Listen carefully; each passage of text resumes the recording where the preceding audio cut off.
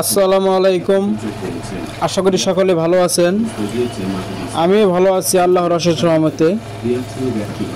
চলে আসলাম শেরপুর ময়মনসিংহ মহাসড়কের পাশে একটি মাইলস ফলকের ভিডিও নিয়ে। সকলে পাশে থাকবেন। মাইল ফলকগুলো রাস্তার পাশে অনেক সময় আগাছা ঝোপঝাড়ে আড়াল হয়ে যায়।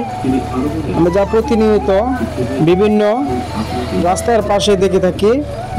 এই মাইল ফলকগুলো অতি জরুরি একটি বিষয়, যাতে স্থান ও দূরত্ব উল্লেখ করা থাকে। আমরা সকলেই এই মাইল ফলকগুলো গুরুত্ব দেব এবং পরিষ্কার করে রাখার চেষ্টা করব।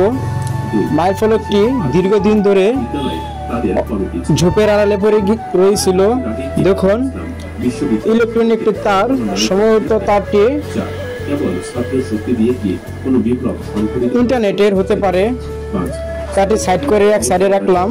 ঝোপে ঝাড়ে বিশ্রী অবস্থা হয়ে গেছে, যার কারণে মাইল ফলকটিতে শেউলি পড়ে গেছে। লেখাটা স্পষ্ট বোঝা যাচ্ছে না, অস্পষ্ট আছে।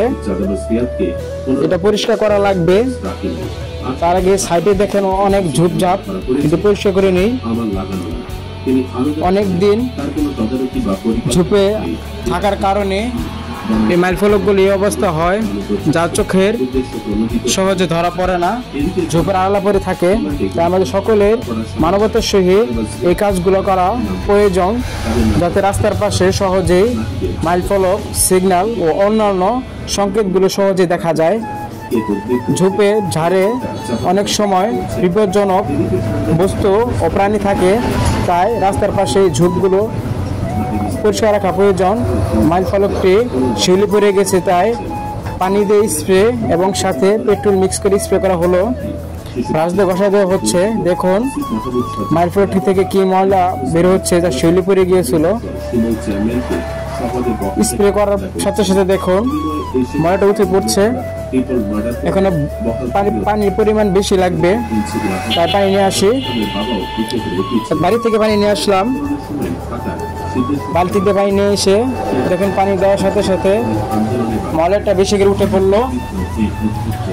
এখন অনেকটা সুন্দর হয়ে গেছে। সকলে পাশে থাকবেন। শুভকামনা রইল। ফি আমানিল্লাহ।